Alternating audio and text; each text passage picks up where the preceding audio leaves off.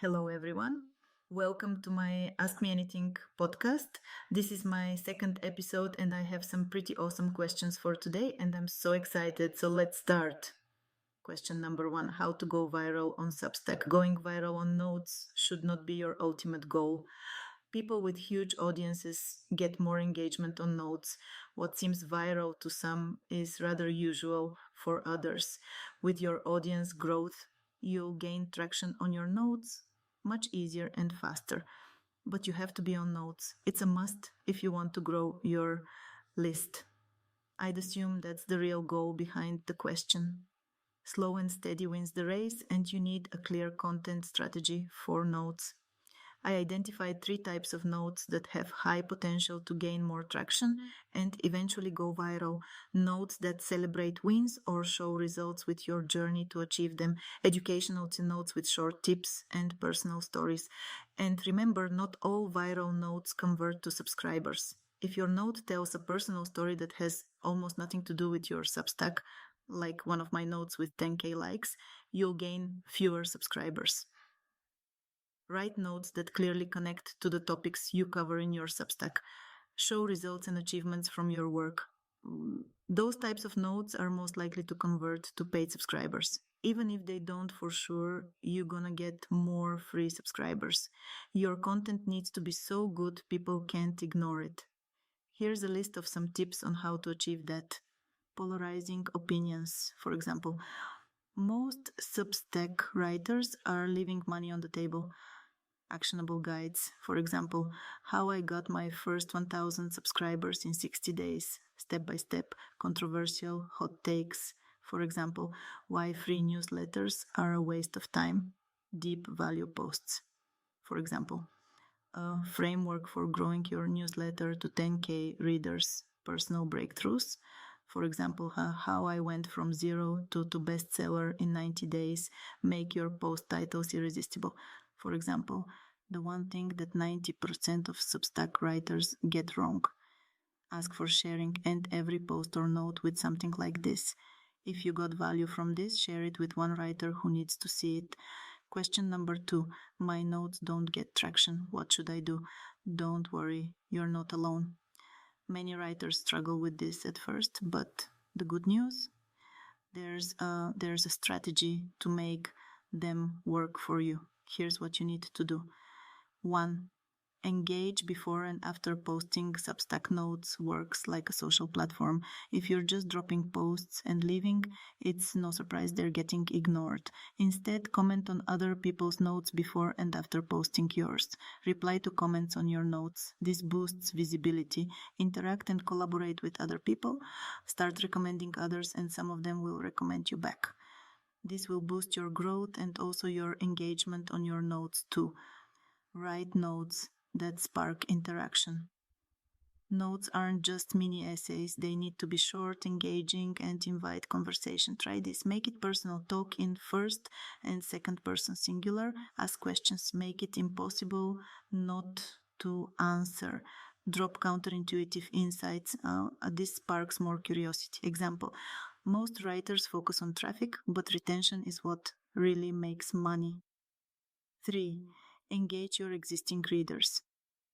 Your newsletter subscribers already trust you. If you want engagement, bring them to your notes. Mention notes in your newsletter and ask them to join the conversation. Link to a note at the bottom of your emails. Use the chat for discussions on selected notes. 4. Stay authentic and real. Substack Notes isn't a second Twitter. It's meant for community-driven interactions. Instead of treating it like a broadcast channel, treat it like a discussion forum. For example, share ideas in progress, not finished thoughts, ask for feedback on your next piece, give shout-outs to other writers who helped you achieve something. 5. Post when people are active. Timing matters. Notes get more visibility when people are online. Try posting morning 8 to 10 a.m. US time when people are checking in. Evening 6 to 8 p.m. US time when they're unwinding. Question number 3. Is it a good idea to restack your own notes from a few hours or days ago? Short answer, yes, but do it strategically. Why? Because Substack Notes has a fast-moving feed and most people won't see your post the first time around. Restacking lets you revive engagement and reach a fresh audience. Here are some ideas about how to restack without looking desperate. 1. Add a new angle instead of just hitting restack. Add a fresh comment or insight. 2. Use restacks to surface evergreen notes. If a note got solid engagement a week ago, bring it back. Say something like still true today or worth revisiting. 3. Restack your best performing notes more than once.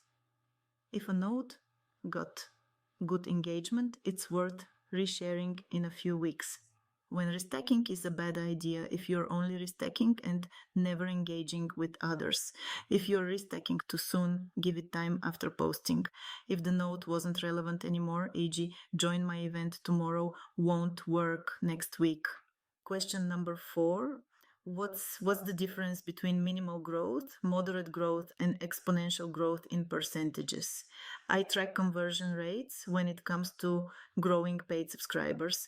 I benchmark to Substack average, which is between 5% and 10%, with 10% being the ultimate goal. I've seen people with 13% and even 18% conversion rate. I calculate this based on total paid subscribers versus total subscribers. For example, if you have 500 total subscribers with 5 paying, your conversion rate is 1%. I measure this every month. In order to achieve this target, you need to work on both gaining free subscribers and converting them to paid. Those are two different animals.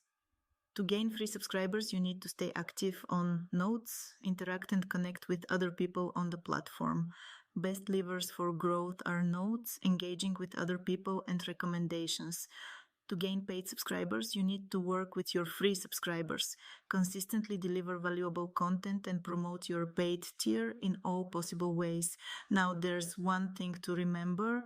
When you're just starting with paid subscriptions, your conversion rate will start low, say, for example, 1% or less, and that's entirely okay. It's expected to be so low, but once you start gaining paid subscribers, your conversion rate should also grow to about 5% or more and stabilize at some point, say for example 8% or 10%, then your goal becomes to maintain it that way. Another thing to remember, if your subscribers come from outside of Substack, the best conversion rate I've seen is around 3%. That is because people on Substack are more likely to convert, while an external audience needs more extensive education before deciding to subscribe. Question number 5. Should I stick with only one topic? I'm passionate about 3 different topics that don't fit together. It depends on your goal. If you're writing for personal expression, covering multiple topics is fine. But if you want to grow and monetize, you need to be strategic. Readers subscribe for a clear reason. If your topics are too disconnected, they won't know what to expect and engagement will drop. People stay when they feel a newsletter is for them. That doesn't mean you must limit yourself to one topic forever. The key is positioning. Can you find a common thread between your interests? If not, you might need to choose one as your main focus and let the others be side themes. If you absolutely want to cover all 3, one option is to rotate them on different days or frame them under an overarching theme like insights on unconventional thinking rather than here's 3 random things I like. The real test: would a new reader understand what your newsletter is about in 10 seconds? If not, it's too broad. I personally would separate different topics in different publications. I simply believe Substack works best when it's niched down, clear and specific, especially when we talk about paid subscriptions. It's entirely okay to cover more topics if you want to run a free newsletter, but still you need to be mindful about your monetization strategy. Question number 6. I want to test different topics and then decide which way to go with my Substack. Is that a good approach?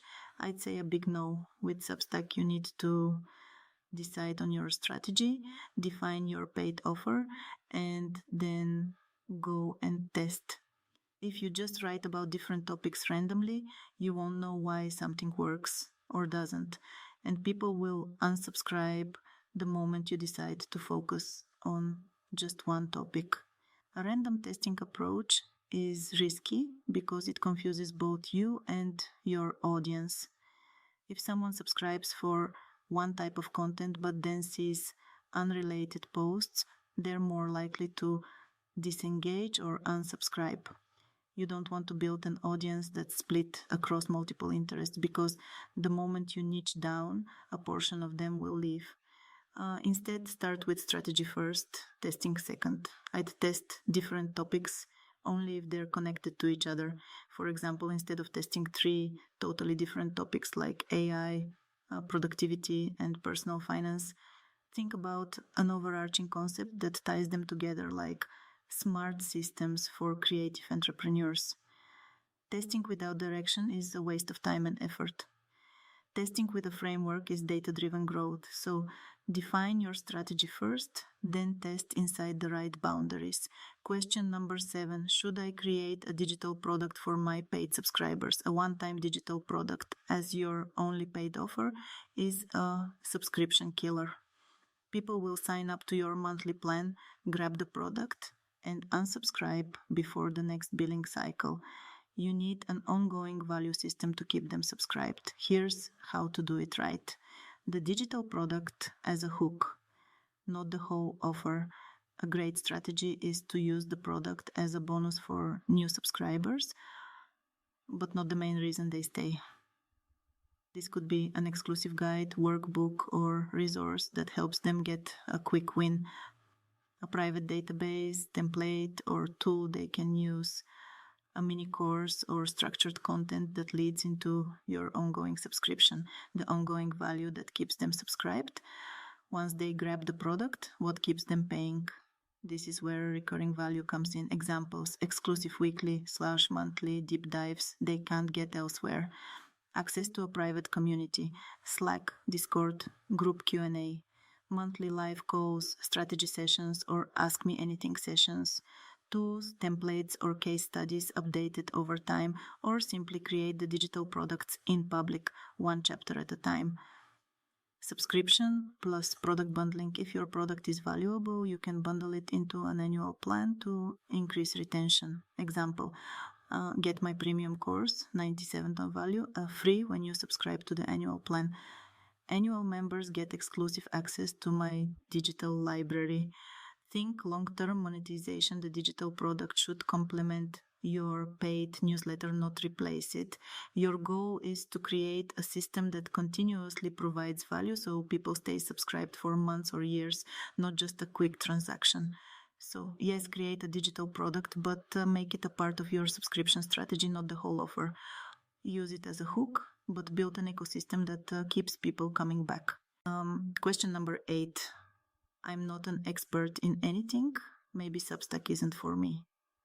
People don't seek expert advice, they seek experience. All you need is to achieve something, solve a problem in a unique way, and start talking about it. People wanted advice from other real people who are few steps ahead of them, not some experts. Thinking you need to be an expert is the biggest myth holding people back. People don't want theory, they want real world experience from someone they can relate to. Expert advice feels distant, it's polished, clinical, and often disconnected from what people actually need. But when you're just a few steps ahead of someone, you remember what it's like to be in their shoes. You know the struggles, the questions, the frustrations. And that's exactly why people will trust you. Your value comes from your unique journey, not credentials. You don't need to be the best. You just need to have figured out something that others are still struggling with. Maybe you built your first 500 subscribers, or you found a way to write consistently without burning out. Whatever it is, if you've done it, you can teach it. People resonate with real stories, mistakes, and breakthroughs. They want to hear from someone who actually walked the path, not someone who studied it from a distance. Substack isn't for experts, it's for people who document their journey, share insights, and help others learn from their experiences. If you're learning, experimenting, and improving, then you already have something valuable to share. Question number 9.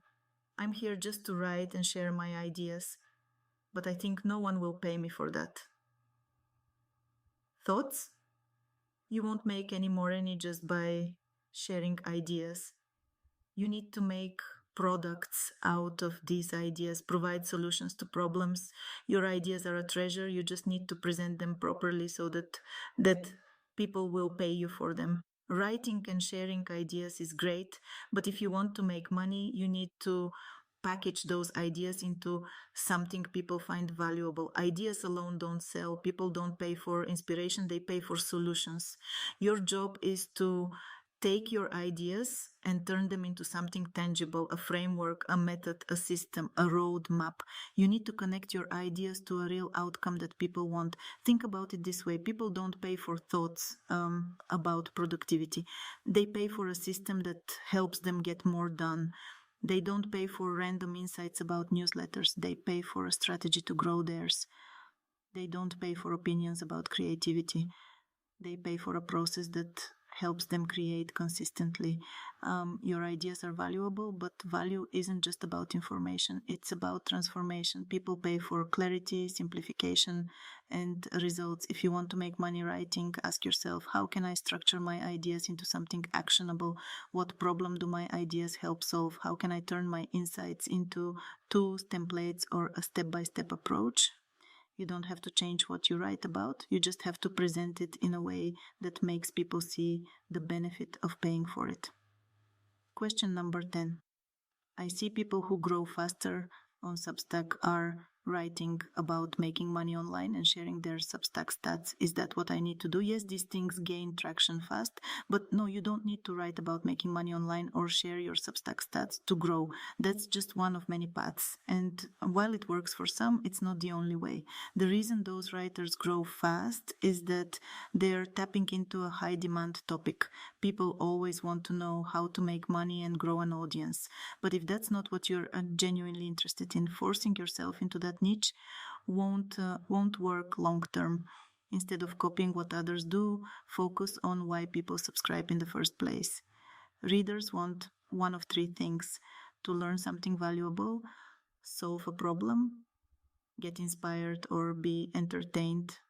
You can grow just as fast by being the go-to person in a different space, whether that's writing about creativity, self-improvement, storytelling, tech, or anything else that has an audience hungry for insights. Growth isn't just about picking a trendy topic, it's about owning a unique angle and delivering content that makes people think, engage, and share. You can build an audience writing about almost anything as long as you make it useful, different, and consistent. All right, thanks for listening up until the end. That was all for today. I hope you enjoyed it. Until next time.